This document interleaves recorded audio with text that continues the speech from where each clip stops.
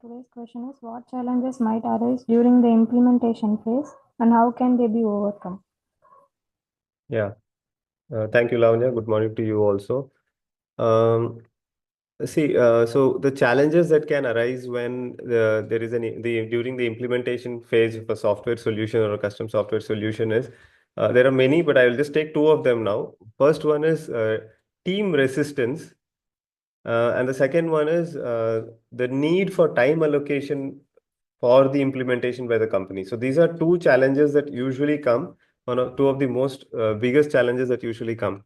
The first one is team resistance. Why? Because the team, if they have been working in a particular methodology for, let's say, few years, 3 years or 5 years, and suddenly the company is implementing a new software and asking all the team to use the new software in doing the entire operations and process, team will find it difficult. It is not that they are doing it just out of some negative intentions, but they'll find it very difficult to adopt from the previous methodology to the new methodology.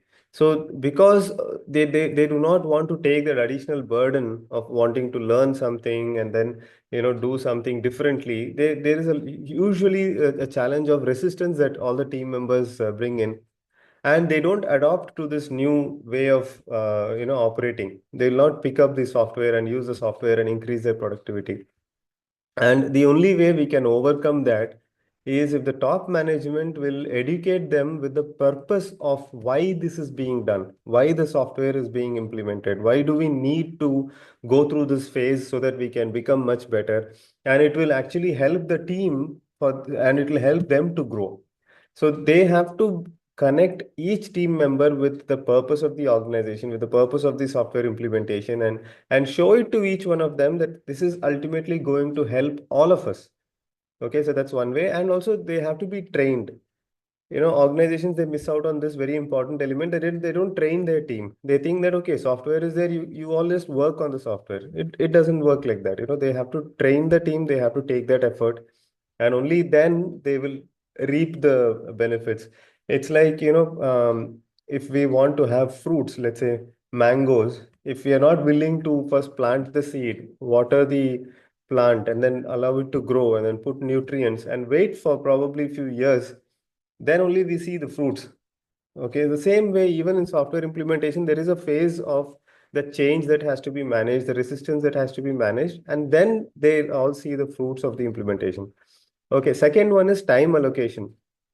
So what happens is, usually in the initial phase, if let's say the team is productive, and let us just give a count of, let's say, 10. I'm just giving some number. Let's say their productivity is at 10.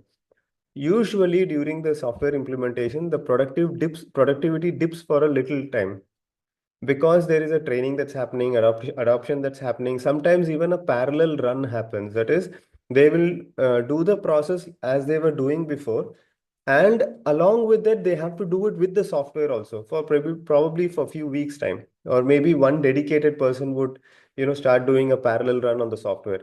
So sometimes it is also possible that the productivity of the team might dip from 10 to maybe 9 to 8 for a few weeks or maybe days during the implementation time.